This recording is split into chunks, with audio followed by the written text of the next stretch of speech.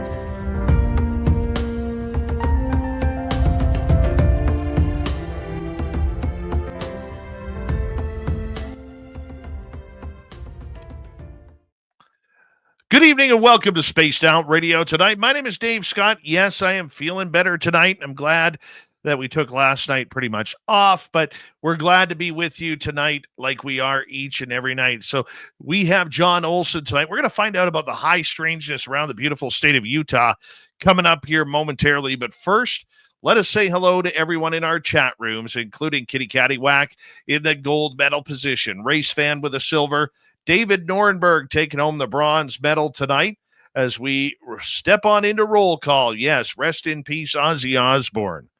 Yeah, the crazy woo train tonight for sure. God bless him. Horns up for Ozzy. All right. Mel WD-40 is here lubing us up for tonight's show because you can't talk Utah without getting lubed up. You got to go into a Utah show nice and smooth. Thank you, Mel, for lubing us up tonight. T-Bone, my man, how are you? Gory Tiger, Hippie Deidre, how's the Birkenstocks? Let us know. Robert Lamont, thank you for coming on in. Same as Linda. And Forrest Louie, thank you for joining us tonight. Stephanie Kenny Blankenship, Attorney at Large, Michael Morris, and Frankie B, thank you for coming on in tonight. Kathy Evans, looking lovely tonight. Kathy will be signing autographs after the show. Line up to the left of the studio, if you don't mind, to the left of the studio. Mama Catherine, mwah, I love you, my dear. I hope you're having a wonderful night, and I hope you enjoy tonight's show. I really do. Let's move on here. Tim Mothman and his goatee sharing the stage once again in the chat room. Good to see you. Hi, Luscious Jules. Eternity Eternal. Little Cam on YouTube. Warming up for tonight's show. He ran 128 laps around the local high school track in 17 minutes. Guy was moving. It's like he had, I don't know, rocket shoes or something. Millennium, my man, how are you? Good to see you in the studio. Thanks for coming on in. Doug Shelby is here. The Doug Shelby has arrived, which means we can officially start this show. Bar Madison, thank you for joining us as we continue on with roll call. Good morning, Skip to Malou. I'm Hardcore on X. How are you doing? Flubber Lane and Hillbilly Herb. Good to see you both here. Rock and Rory, thank you for joining us. Doubleday is here. Doubleday will be signing autographs after the show as well. Line up to the right of the studio, if you don't mind, to the right of the studio. Al Garain over on Twitch, 4,000 jump squats in 6 minutes. Guy is cruising. Well, look at that. It's little Timmy Senor in the chat room. Little Timmy Senor. How you doing, buddy? Hope you're having a good night. Walter Kochevinsky and Richard Minnick, thank you for tuning us in tonight. What in tarnation? How are you? As we continue on with our roll call, there's the secretive, the elusive, Area 54. Nice to see you tonight, buddy.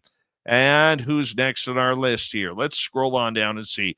Well, it's Area 51. We have Area 54 and Area 51 along with Area 52.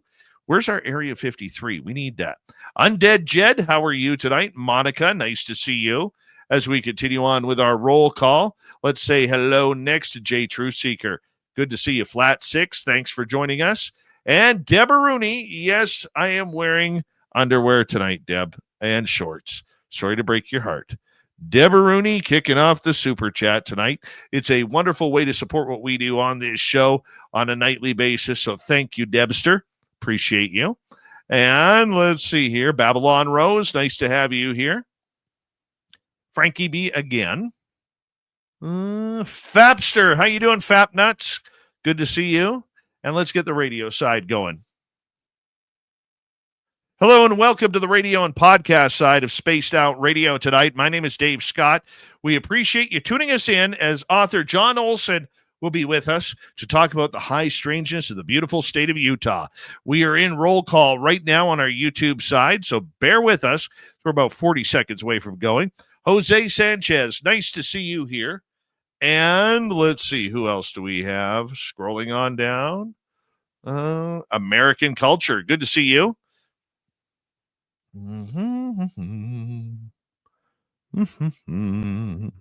Scott Rosen, thanks for coming on in. Let's see who else. I think we're caught up.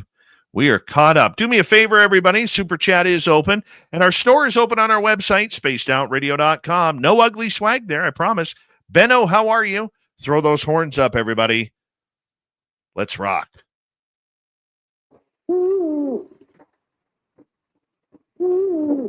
Are you ready to hear your mystic voice of the night? It's time to wake up. He's here. Shush. Be quiet. He's ready for you to listen. Let's point our ears towards the little cabin knows. We're together, my friends.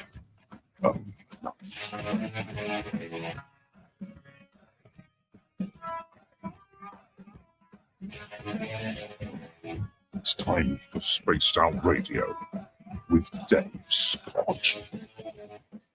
From the mountains of central British Columbia to you listening around the world, this, my friends, is Spaced Out Radio. I am your host, Dave Scott, sitting in the captain's chair of SOR headquarters.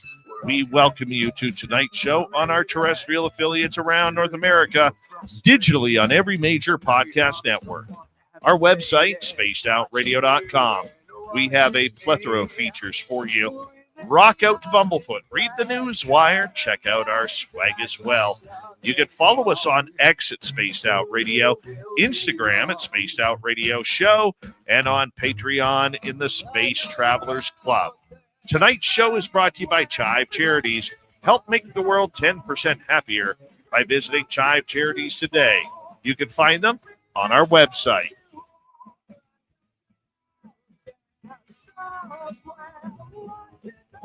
We have an amazing show coming at you tonight. We're going to head to the state of Utah, where author John Olsen will talk about some weird, strange paranormal stories.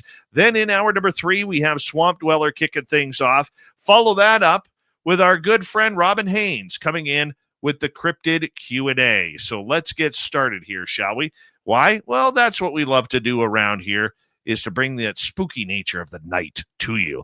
John Olsen lives with his wife in Wellsville, Utah, a beautiful Cache Valley. And after his experiences as a child growing up in a paranormally active home, he has been collecting true stories and studying the paranormal. John has spent nearly 30 years interviewing, investigating, and searching out stories of the paranormal, hauntings, and more. He spends his time writing, photography, and speaking about his paranormal work at events and conventions. Stranger Bridgerland Paranormal Field Guide is a compendium of the worlds of the paranormal and a perfect addition to his Stranger Bridgerland book series, which you could find on Amazon. I'm looking at it right now. Author John Olsen, it is great to have you back on Spaced Out Radio, my friend. How are you?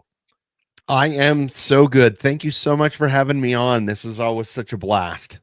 It is a blast. We want to have some fun with you tonight because it is all about the paranormal, supernatural. And, you know, since the last time you were on, we've gained a bunch of listeners. So let's talk about a little bit about you. You lived in a childhood haunted home. Tell us what that was like growing up with ghosts.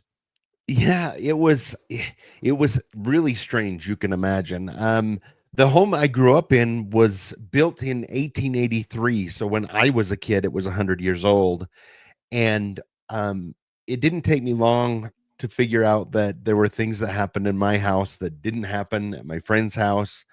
And, I had just so many different things that happened to me growing up in that house. I had experiences with phantom voices, things that went missing, things that showed up in their place that wasn't anybody's in the house. We had what we called the stair monster, which was just heavy footsteps up and down the main stairs at any time of the day. And just some really strange things that went on when I was a kid. What's your fondest memory of the ghosts there? So, the first time I actually ever saw a full body apparition, I was in 8th grade, 7th or 8th grade, and I got home from school and nobody was home yet. So I made a sandwich and went into the front room because I was going to watch some television. And I sat down, and before I could get the TV turned on, there was something caught my attention, and I looked, and at the opening to the front room, there was a man standing there with overalls, a white shirt, a wide brimmed hat, but I could see through him and I couldn't see his facial features. And he walked into the room and he sat across from me in my mom's rocking chair and started rocking back and forth. And I remember closing my eyes and counting to 10, which was probably a lot faster than your normal counting to 10. And I opened my eyes and he had disappeared, but the chair was still going back and forth really hard. And I jumped up and I ran to the front porch and stayed there until my mom got home, which was the next person. But that is very vivid to me, even to today, being, the first time I actually saw a full body apparition in the house. My goodness. And seeing that as a child, that adds special scariness to it, because you always remember that, and you don't know what the heck is going on. I mean, what was that like? What were your emotions like at that time? Well, it's interesting because as I grew up there from being really little on, a lot of the times the things that happened didn't scare me. They just got me, kind of curious and excited because it kind of happened all the time as I was a kid.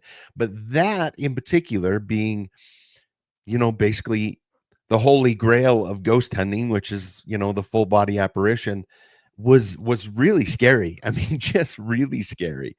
And,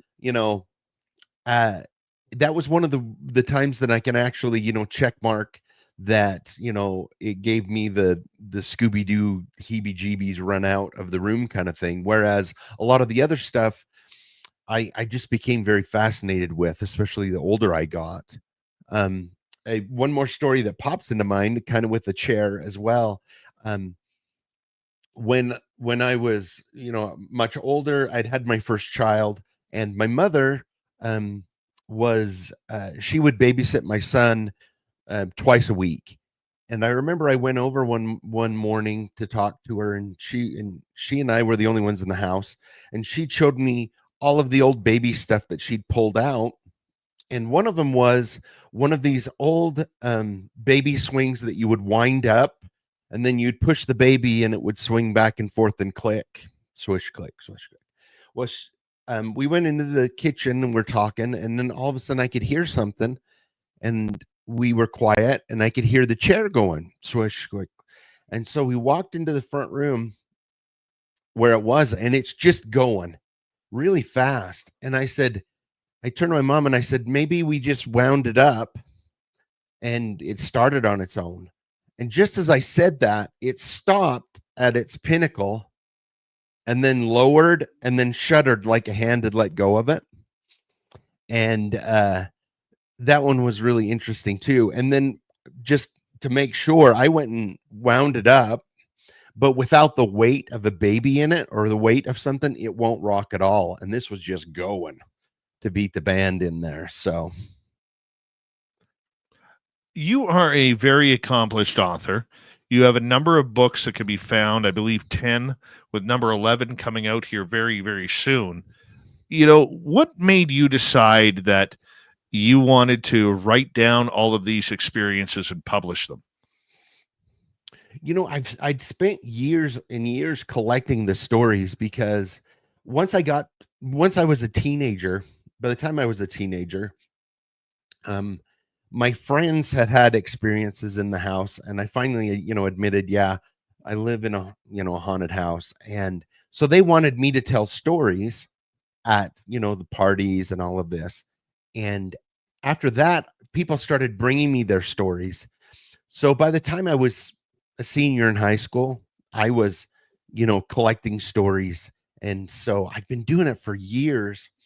And about 10 years ago, I remarried, and my wife, Annie, I had to, admit to her, she's like, well, what's all these stories and everything? And I explained to her what I did, and she says, well, what are you going to do with them? And I said, well, maybe I'll write a book someday. And she goes, you know what? I'm going to help you. Let's get a book. And so she's helped me with all of them. But once I got that first book done, the stories just kept coming quicker and quicker because the word was out and it grew even bigger. And then with my website, I didn't have to hunt down stories or hunt down, when somebody comes to you and they said, oh, this weird story happened to my uncle's best friend. And it, back in the day before the internet, it took you a year to hunt down that person to get it first person. Now they just kind of come to me. And so over the last 10 years, I've got 9 books. So it's been so much fun because now I have stories from all over the world. And my new book, which comes out next week, is Stranger Idaho, which will be all stories from Idaho. I've kind of started doing states now that way. I did Utah last year, Idaho, and I just hope to keep going with states and some of the other stuff. But, I think of it not just the fact that I get to collect these amazing stories, but a lot of times I get to help the people because they're able to document their story, and a lot of them, still are worried about sharing it, so they can do it anonymously or they can do it, and I help them write that story and kind of find like-minded people who may have even had the same or similar things happen in their life, and that really validates the things that have happened to them. See, I see that as being a real, true ghost tales type of book. When you're dealing with real people, so many times, we try to write down our own experiences or locations and repeat every other book that has, the stories. If you take Gettysburg or Roswell or whatever it may be, it's the same stories, same sentences, same interviews, just different titles. But you're trying to do something different. And I think that is great because there are so many stories out there. There's an infinite amount of stories that people have encountered out there that you're trying to bridge that gap and put them, pen to paper and fingers to the keyboard, and use every cliche that you want in there to make a book happen. But the big thing for me when I see your work is how true these tales are. Because you are somebody who wants to capture that emotion of what a person is feeling. And not a lot of people can do that. Thank you. I appreciate you saying it that way. I write them first person. So, I go in depth with an interview and I try and write it from their perspective so that, like you say, people can feel what they're feeling as they go through it. Because what I love is when I'm interviewing somebody and the emotion gets to them and they're transformed back to when it happened, and you can really tell in their inflections or the way they're talking, or some people have even broke down again when retelling the story because it's so personal and in a lot of ways so scary or just so weird. And the other thing too that you mentioned is almost like everybody has that story that they really can't they can't put their finger on. It's strange, it's unusual, it's weird, it's paranormal. And almost everybody I know has that story. And so it's great for them to be able to share, and it allows me to just keep writing books, which I love. Why do you think so many people still in today's day and age have a issue with trying to share their supernatural encounter?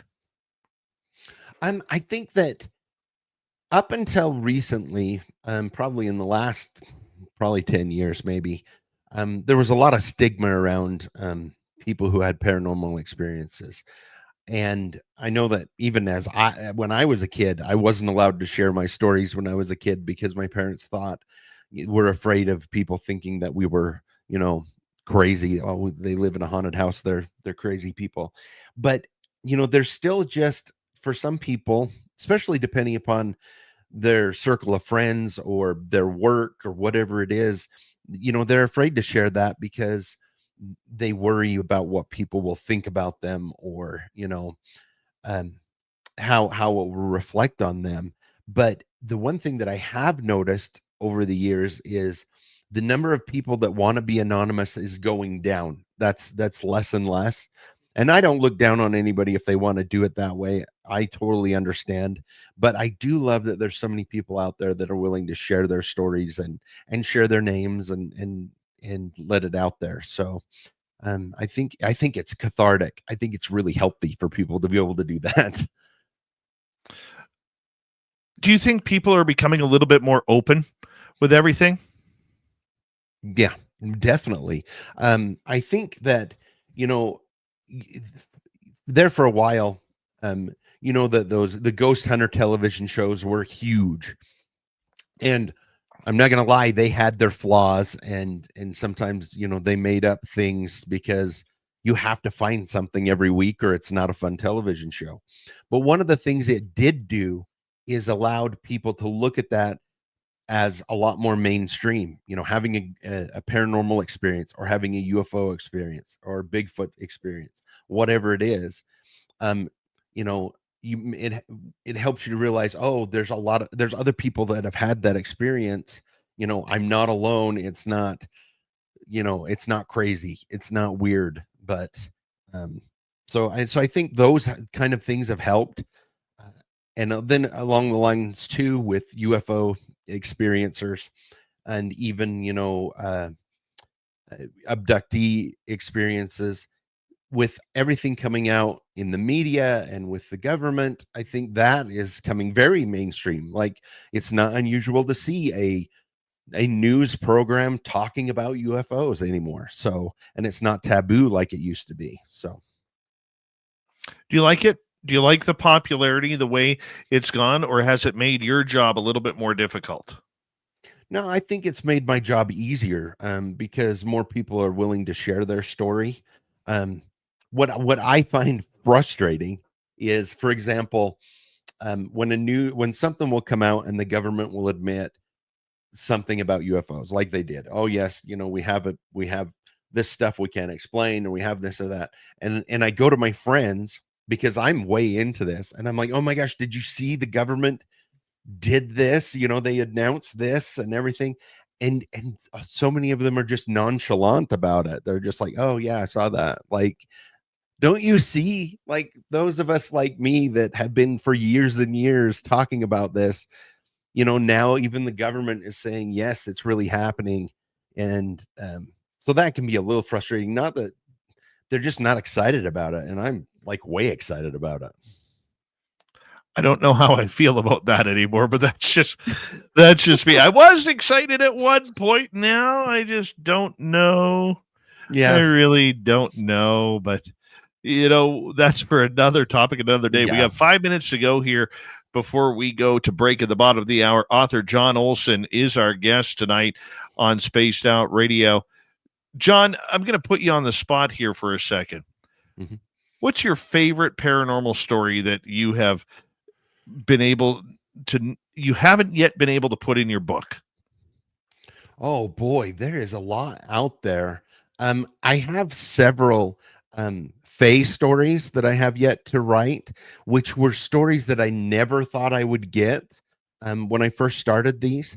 But it's amazing how many there are out there of Fae stories. I have one, that of a woman that I talked to who her and her kids were renting a home, and way in the back was a broken down a farm. It's basically it was a rundown farm, and they were renting the house on the property. And her son kept telling her about the little guy out in the farm that keeps watching him, and he was 5, so she's like, well, maybe he's got an imaginary friend. And then she saw him out there, uh like between 2 and 3 feet tall, and out in the barn, and would watch them. And she went out there several times and obviously couldn't find anything, but it was very obvious this little guy kept watching them from the barn. And they eventually stopped renting that place and moving out. But this is a normal everyday lady trying to raise her kids, and then all of a sudden there's this little creature type guy that's keeping an eye on the family. That's really creepy. Oh, weird. Yeah. Yep. I just don't know how I would feel about that. I know it's weird. And like I said, the Fae were ones that even when I first started collecting and doing all of this, it was ones that I never thought I would really get, or if I did, it would be, they are super rare, but when I get them, they're just some of my favorite because they are so rare. So it's unbelievable how many different types of creatures and stories out there that there are. I mean, is there a subject you won't touch? Like, what is your focus? So my focus is generally something when people come across the paranormal, when they're not necessarily looking for it. I've written a few stories from people who have messed with Ouija boards and ended up in a really bad situation. But when I write those, I like to show that generally that's a bad idea, and show it from that, rather than try and get people curious about that. So I have in the past stayed away from, say, Ouija boards or satanic type stuff in that way, though I have written a few stories like that. Those I tend to stay away from, just because I don't like to encourage that from people. But that's generally, other than that, no, there's not much I won't touch, honestly. Right. Yeah. So with 2 minutes to go here, do you ever see a time when you are going to, really delve into whether or not a lot of these topics are connected, whether it's UFOs, cryptids, ghosts, whatever it may be? Mm-hmm. I really would love to find that connection because, for example, you and I kind of touched on this a little bit beforehand when we were talking. Like Skinwalker Ranch, for example, has everything on there. There's been Bigfoot sightings around there, UFOs, ghosts, there's portals. And so areas like that in particular seem to combine everything, or be a magnet for everything. So there's got to be a connection somehow, at least in some of these things. And I would love to find out what that is, like most people. It'll be interesting to see, as I keep studying, if there's something out there that connects everything like that, because it makes for a wonderful world. Honestly, it would be an awful boring world to me without all of those things. So I really hope there is a connection, or we're able to find that if they are there. Yeah, I'm not sure what the connection is on all of it, but I do believe that it is all kind of tied together. And I think that's what makes it special, is because the phenomena of it all is so unique and so misunderstood. I don't even know where to start with that. I really don't. And on that end, John, when we come back with author John Olsen on Spaced Out Radio, we are going to get into what makes Utah so strange. Yeah, the state of Utah, skinwalkers, the ranch, other ranches, UFOs, aliens, ghosts, monsters, legends. We're going to get into it all next on the Mighty SOR.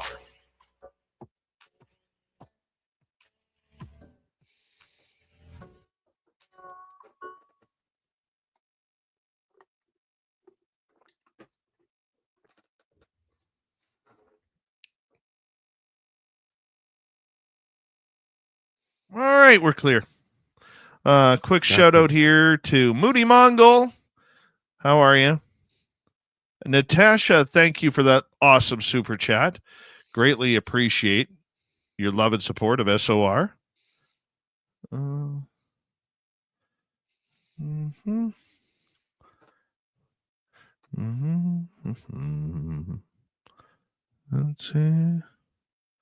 Let's see who else has arrived here.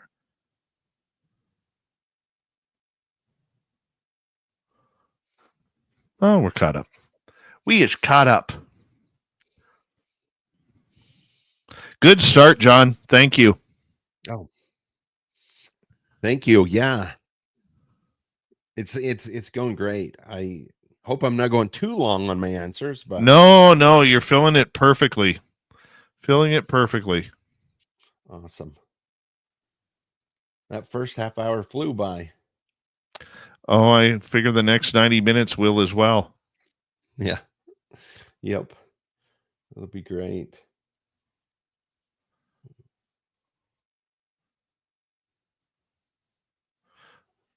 All right. We got about 4 minutes to go. Okay. Just reading. Are you going anywhere? I know you're going to Alaska, but are you going anywhere else this summer?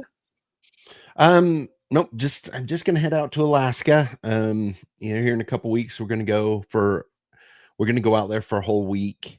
Nice. I'm hoping that I'm still trying to find.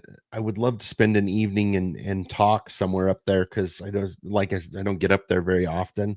But the couple places that I've talked to, they haven't gotten back to me, so I'm maybe not going to. But that's all right. It's still fun to go up there, and we're gonna do some fishing and very just nice. Explore Ketchikan and the outdoors up there. So very nice. Fun. Yep, it's good stuff. So I'm a big outdoorsman, so yeah, until the weird shit starts hitting, man. Yeah, exactly. I think about all the times I went out when I was a kid by myself, and now I didn't let my kids go because of the stuff that I heard. So but yep. But it's just there's so many bloody animals out there, and that includes people.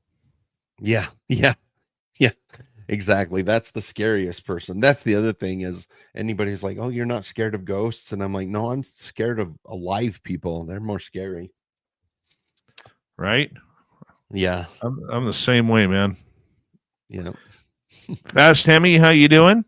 Glenn John McEnroe, the pride of Wimbledon.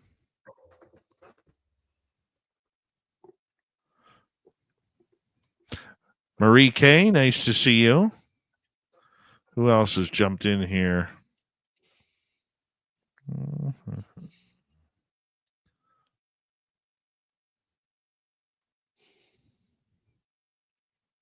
I think we're caught up. There's a good group in there tonight. Yeah, they're always kind of nice people. I mean, a couple of them, like Deborah Rooney there, you got to watch out for. Smokes a lot. How you doing? Got to watch out for Tim Mothman because you never know if it's him or his goatee chatting away. His goatee has its own zip code.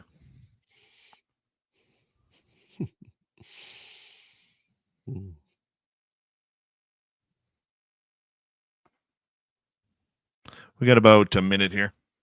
Okay.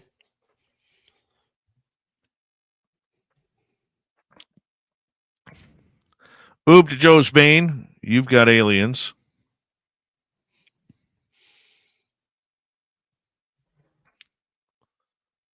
Weird. Where did you hear seafoam, Deidre?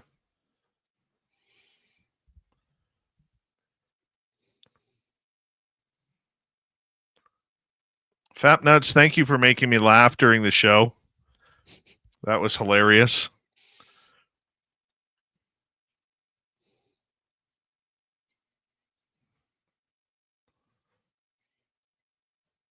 Mm-hmm.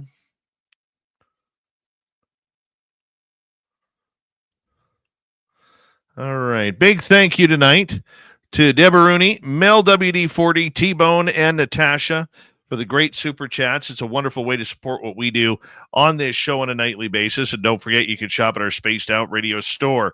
We do not have ugly swag, people. No ugly swag. So make sure you check it on out. And here we go.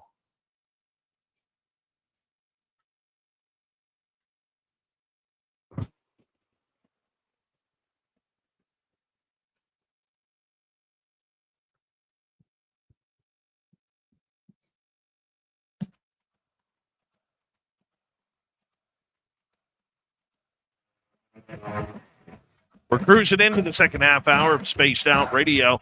Hey, thanks for tuning us in. My name is Dave Scott. We always appreciate you joining us and enjoying a nighttime of woo with you as well. Makes our nights just go that much better.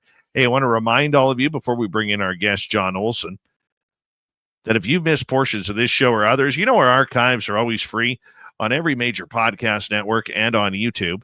Our website, spacedoutradio.com, we have a plethora of features for you. Rock out to Bumblefoot, read the news wire, check out our swag as well.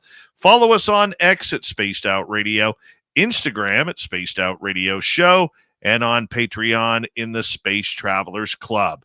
Here we go. Author John Olsen. You can find all of his books on Amazon under John E. Olsen and his Stranger collection, Stranger Bridgerland, Stranger US, Stranger Utah. And that's what we're getting into tonight. John, welcome back. Thank you so much. Yes, this has been fun. I'm just going to hit it right between the eyes here. What makes Utah so darn weird? Boy, you know, there is so many things that's going on here in Utah. Well, to begin with, our West Desert butts up right against Nevada, and you have the weapons test range that's used right out there, which again goes into Area 51. We have a military base out here, which the name of it slipped my mind at the moment, but it's where is that Dugway? Yeah, Dugway Proving Ground out there, which has got a lot of weird things as well with UFOs, things of that nature. I was just not too long ago reading about an incident where a gentleman that was on that base, he had the day off, wanted to go ride around in the desert, borrowed his buddy's car or his buddy's Jeep, went out there, got lost, several phone calls trying to figure out where he was, didn't know where he was, which was weird because he was within sight of the base the whole time. They eventually found the Jeep and never found him. They've never ever found anything of him. No clothes, no nothing. So, you know, just out in the West Desert, you've got UFOs, you've got phantom trains out there from where the Golden Spike was, where the Union Pacific and met out there in the West. And I've interviewed people who have heard the phantom train whistles and seen the phantom trains, and then, you know, you keep moving. There's a lot of Bigfoot sightings in northern Utah where I am, and then the Uintas in the central part of Utah. You've got Skinwalker Ranch, which we all know about with the UFOs, and that goes all along into Vernal and all of that area where UFOs are huge, and so are Bigfoot sightings. And then again in the Uinta Mountains, I've interviewed people about UFOs, Bigfoot, just you name it. And then down south, you end up with the old Anasazi ruins. And in Stranger Utah, I have a story that I interviewed and I got from a a retired professor of archaeology who, in the 70s, when he was still a student, was on a dig site in near the Four Corners with the Anasazi. And if they were there too late in the evening, there were these huge orbs that would show up and basically chase them off of the dig site. And then one night, everybody had left, and he was the last one there cleaning up. And he started hearing footprints or footsteps all around him. And he got really obviously wigged out because he was alone. And he ran down to the parking area, got in his car, and drove off. And the next day, he talked to the head that was in charge, the professor that was in charge of the dig, and told him what had happened. And they went down together, and they, from the dig site, you could see his footprints running down, and behind him were huge wolf tracks that had followed him down. And where he got in his car and had left, the wolf tracks turned and headed out into the desert. So they followed them for a little ways to see, where they may have went. And he said, right before your eyes, these wolf tracks changed from wolf tracks to barefoot human tracks. And he tried to talk to the professor, and the professor refused to talk about it. He's like, yeah, we're going to pretend like this never happened. We're not going to talk about this. But from then on, they had a rule where nobody was there until the sun had been up for an hour, and everybody is gone an hour before the sun goes down. That's the working time of the dig. We're not going to be there at any time. So it's stories like that really get me excited, because this is somebody who's a trained scientist who is talking about a true paranormal thing that happened to him. And that just really, I obviously I love all the stories, but when it comes from somebody like that, or say a police officer who's trained to, look at things from a certain way, it just lends credibility to the whole thing. See, that's what bugs me about science right now and this subject, where the one professor's like, no, we're not, just bury that, never happened. We're not going to deal with that. That right there should be a scientist's dream. Right. It really should. Mm-hmm. Okay, because witnessing those footprints on the ground shapeshift, that should be literally what they are there for. Now, fear is one thing. But so many times we hear of these scientists who are like, we're not talking about that. We're not doing that road. That never happened. That is so anti-science for a scientist. It's unbelievable. Yeah, it really is. And what's funny is when I talk to people who are in academics and things of like, that it's just amazing how, as much as people in the real world are afraid of what their colleagues will say, in universities, in academics, in science, people are just scared to death because you say the wrong thing, or you imply the wrong thing, and they just bury you. It's like the world of science and academics, especially in university, is like the world of Mean Girls. Like, you have to just watch what you say or they're going to destroy you. And even to today, when we're a lot more open, that still goes on like that. So it's sad but true, that people are still afraid, at least when it comes to academics, to come out with these sightings and these things that go on. Oh, very true. Very true, my friend. You gave a shout out to Vernal. We want to give a shout out to Charlie and everybody at Channel 94X, where we are broadcasting live on Spaced Out Radio. Thank you, Charlie, and the great audience of Vernal, Utah, that loves this show. And Yeah, one day I will get there. I promise you, one day It's I will get there. it's a So I want to beautiful see it. place. I want to It see it for really is. myself. I've heard it is gorgeous out there, Yeah, it is. and it's funny because I get a lot of people. I live in the mountains, and I see mountaintops, snow caps, and giant fir trees all over the place. And not that I take that for granted. I love where I live, but there is something gorgeous about the desert and these far off communities that have good blue collar hardworking people who are just trying to make a living each and every day and be a good human being. That's what I love. I love those style of communities in the desert. And the desert for me is just, it's gorgeous because it's such a unique change from what I'm used to. Right. Well, and in Utah is such an amazing place because from down south where you have Arches National Park and all these beautiful, desert scenery, and then way up north where where I live, it looks like Colorado. Like if you saw it, you'd be like, oh, that's Colorado because of the mountains and the pines and everything. And so just the fact that Utah has such a wide variety of landscapes in it, I think that helps with the different stories with the paranormal and the weird things that go on, and just the wide strangeness that is Utah.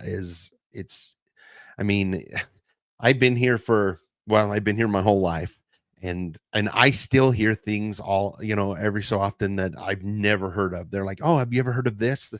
And I'm like, no, tell me all about that. I want to know. So,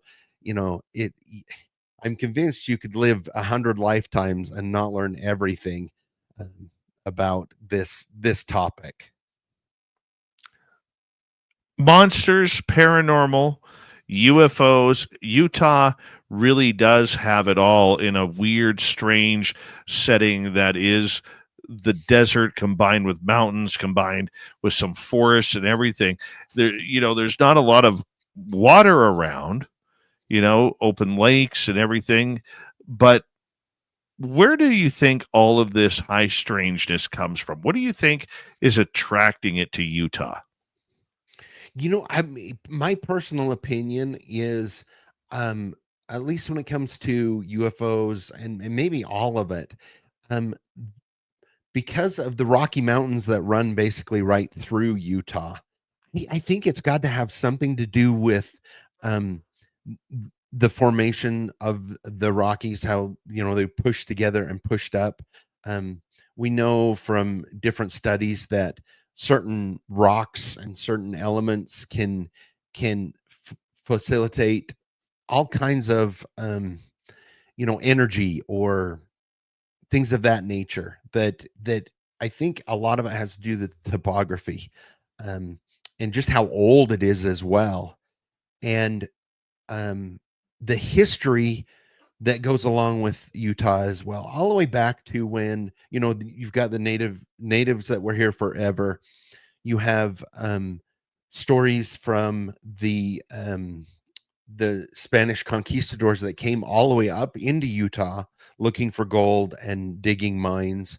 In fact, the Uinta Mountains and the mountains in central and southern Utah, there's all kinds of folklore and stories about hidden treasure from that time, which is a big push for a lot of people here in Utah. So I think it's a combination of that, one, the topography, the history, and when the West was tamed, it was often very violent, very emotional, and I think that can feed into the ghosts as well. And so I think there's a number of things that can just fold all of this in together that makes Utah such a weird place. It is a very strange place indeed. Tell us a ghost story from your book, Stranger Utah. So, one that comes to mind, there was a lady that had contacted me, and back in the 90s, her and her husband had just graduated from Utah State University, which was here in Cache Valley, and they were looking for a home. And so they had contacted a realtor, and the realtor would take them to several places and did, spent a couple weeks looking at houses all over, and nothing really felt right. And the realtor called and said, "Hey, I've got this place I want you to show you. It's a little older, but it's been updated a little, but it's right in your price range." So they went to look at it, and they walked in, and she just started the tour, and there was a knock on the front door, and it was one of the neighbors that wanted to talk to the realtor about selling his house or something. So she said, "You guys look around the house. I'll be right back. I'm going to go talk to him." And so her husband said, "I'm going to go check out the garage." And she goes, "Well, I'm going to look around, and I'll go check out the kitchen," which was just off from the front. And she went into the kitchen, and it was small, and it was really kind of an older style. When the realtor said it was updated, meaning from 1800s to the 1960s, kind of updated. And as she's looking around, she starts hearing some singing, and it sounds like a little girl that's singing. And she walks around, and on the back side of the kitchen, you would step down and you go out to the backyard, or there was some stairs that went down into a basement. And she's listening, and there's some singing coming from the basement. So she walks down into the basement, and she can't find a light. But she comes around the corner, and the basement is just a cement floor cellar with a few racks on the side, and then a tiny window that was dirty, but it let in enough light that there was the little girl sitting in the middle of the floor facing away from her in a dress, and she was playing with something and singing, humming and singing this little song.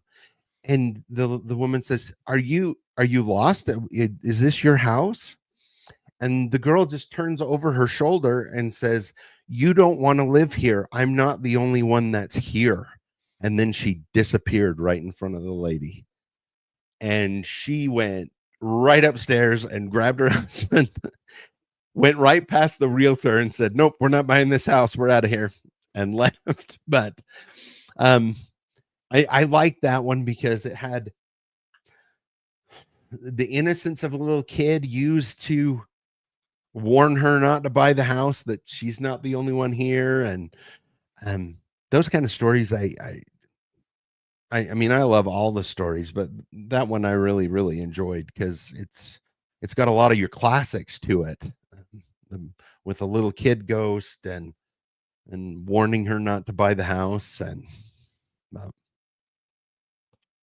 And here I am. I've got like 4 different realtors in this town looking for the most haunted house possible here. Yeah. And they're like, "Oh, what do you mean haunted?" Because we do have some hauntings. Because I think literally in my area, probably 80% of the houses in my area are haunted one way or another. It's right. just, it's the land. It's crazy around here. My studio where I am right now, it's haunted. Right. And that's cool. I mean, 99% of the time, the ghosts are really cool. They just do little things just to let you know that they're there, but I've got them looking, and they're like, "Well, what kind of house are you looking for?" I said, "Number one, it's got to be on acreage." It does. It needs to be on some acreage because I want a forest in behind it, and I want to be able to explore that forest in case there's Bigfoot in the area. Yeah. And big enough that if a UFO wanted to land, it's got to be able to land. There you go. But number 2, I said, I want that house. Put it this way. I'm manifesting the house. I don't know what it looks like, but I know the area that it is in. Okay. And that area it's probably, if you wanted to drive it, probably an hour's worth of driving just to find that area. But that's awesome. I said, I want something where I'm looking for something that has had like 3, 4, 5, 6, 7 different renters in the last 2 years to 3 years. And they just keep getting scared out of there. That's the home I want. That's the one that I want to turn into a haunted bed and breakfast, and no refunds. No refunds. Nope, no refunds. So that's awesome. I love that. That's good. And you can't, like, they talk about manifesting a lot, but the funny thing is, the home that I'm in right now, my wife and I have been here 3 years, and when we first started looking, nothing was really hitting us right or anything. And we sat down, the two of us, and we wrote down. I said, well, let's make a list of everything that we want, and then when we get close enough, we'll know. And what was funny is we did that, and then not 2 days later, the realtor was like, well, there's one house that you haven't seen. Let's take a look at it. And it literally matched perfect on everything we had written down. It had acreage. It was near the mountains. We don't have hardly any. We have one neighbor. It was just it was perfect. It was so, yeah. It works. So keep doing that. You'll get your haunted house. I promise. Oh, I hope so. I hope so. Let's go. Let's go back. We have 4 minutes to go here. Let's hear another story from you in that 4 minutes. Here in the area in Utah, Logan Canyon, which runs between here and an area called Bear Lake, is just really an active place. And some of the things that I get reported a lot are really big orbs, and along with ghost stories and everything as well. And this one gentleman that I talked to, he was a student at Utah State, and he loved to fly fish. And one morning he got up, was supposed to go to class, talked himself out of it, went up the canyon to fish, and it was lightly raining, and he was all alone. And all of a sudden, off through the trees was a bright light coming through. And he just watched it, and it came out from the tree line and stopped. And it was, he says, I can't explain exactly, but I know that it recognized that I was watching it, and it turned and came down towards him. He said it was about the size of a basketball. It was blue with lightning crawling all over top of it, and it came down and really close to where he was, and then shot up in the sky and disappeared.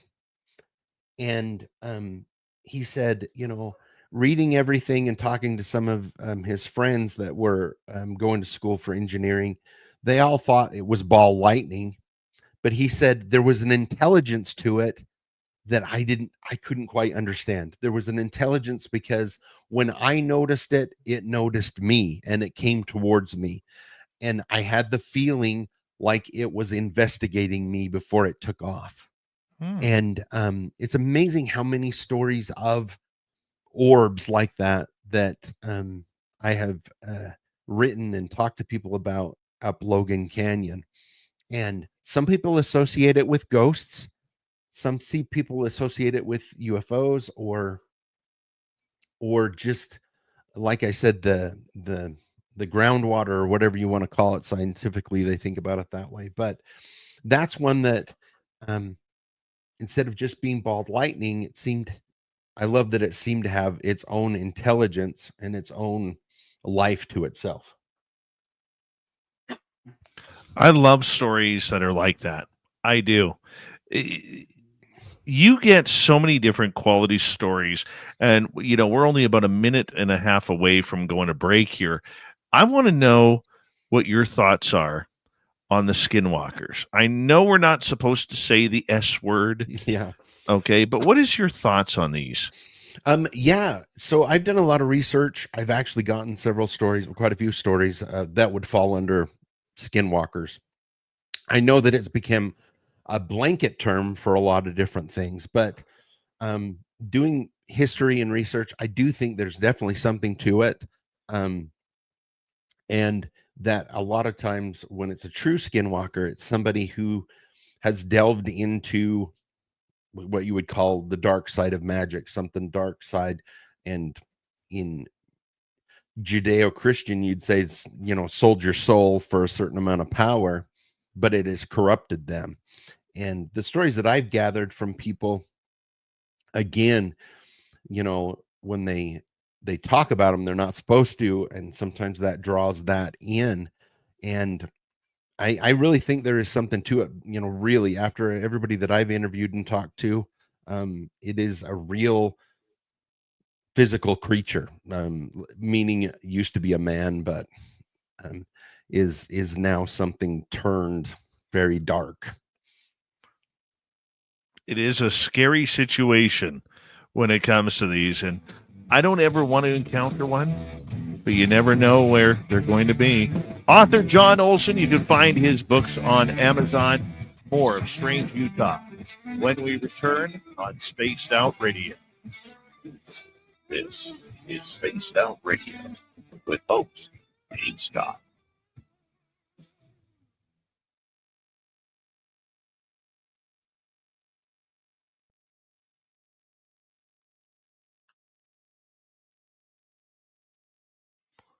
All right, John, we are clear. We're going to turn things over to the dirty one here. And we got about, I don't know, 6 minutes. 5.5 minutes. Be right back. Here you go, Dirty. All yours. Great.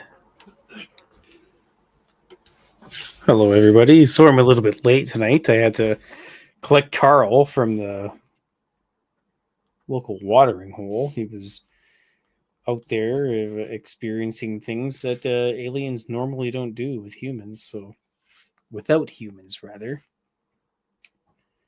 And I had this cartoon about the Nightcrawler that we're going to do. Excuse me. John, have you ever experienced anything about the Nightcrawler? Not personally, but I have interviewed people who have had kind of experiences with similar creatures. They're very strange, aren't they? And I love the videos from California that kind of captured them. Yeah, it was.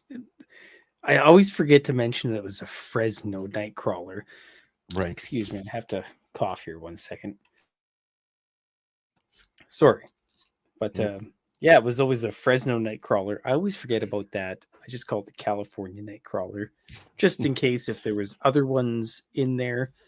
And apparently there was some more in like Nebraska or something. I'm not totally wizened on that subject. I do follow it as much as I can, but anyway, so this is part of the story of the Nightcrawler going out to visit Mrs. Nightcrawler before they go out to the Liquid Lounge. And in my cartoon world, all the cryptids kind of hang out in a place called the City, aliens, Bigfoot, and all that stuff. And it's a big mouthful to talk about. But this this particular cartoon is about the Nightcrawler. He went and met some well, he didn't actually meet them, but he encountered some zombies, and they spray painted a terrible UFO. They didn't do a very good job with their UFO. But here, let me just for context here, go through some of this stuff here. Bloody hells, there's a lot of it. I do a lot of cartoons. You're really good. I love those. Those are awesome. So here's Nightcrawler going out for his evening saunter to go visit Mrs. Nightcrawler. And then, well, oh, yes, this is the way it goes. So Nightcrawler goes for his saunter. And then he sees the zombies, which they're either genetically created or they're found in the wild. But nonetheless, sees them. And then he takes his time and goes to the next spot. And then, well, the rest of the comic isn't completed yet. So it takes a little while to draw these cartoons. Yeah. I can imagine that's really cool. It was interesting. So, yeah, that's cool. I love that. I got a question. Have you ever encountered any stories or anything about? I know I should be drawing right now, but I'll send Dave a nice picture of cartoons. You ever encountered anybody with a albino Sasquatch, like a white Sasquatch or anything like that? No, I haven't encountered anybody that's seen an albino Sasquatch. I mean, that would be amazing. I would love to get one of those. I did interview somebody who saw a very young juvenile that they were driving their side by side up through the mountains, and at first they thought it was just some guy because it was about 5 foot tall in like a ghillie suit is what she saw at first. And when they stopped, this thing jumped in the tree and ran to the top of this pine tree like it was nothing, and would just peek around the side of the pine tree and watch them while they were, it was slowly getting darker and darker. And I said, well, that sounds like something a bear would do. And she goes, oh no, this was very much not a bear. We got a very good look at it. So that's one of the more unique ones that I've got. But no, I would love to get one. I've seen that video of the supposedly at night when they got of the albino Sasquatch, which was really cool. But I think it was in Ohio, but I'm not sure. I was going to say the going up the tree, people would say, "Oh, it was just a bear," but I mean, my big thing is I'm not an expert or anything, but my biggest thing is people that go to the forest and they live in the forest, experience the forest. They know the difference between a bear, moose, whatever, deer, things like that. I don't know if you're in Nebraska, you maybe see a moose, you might get a little bit wigged out by it or something. Ha, right. Me, Bob. My pal's probably listening. He lives in Nebraska, but all right, Dirty, we got 10 seconds. Thank you for your great support and love. Thank you to Deborah Rooney, Mel, T-Bone, and Natasha. And here we go, everybody.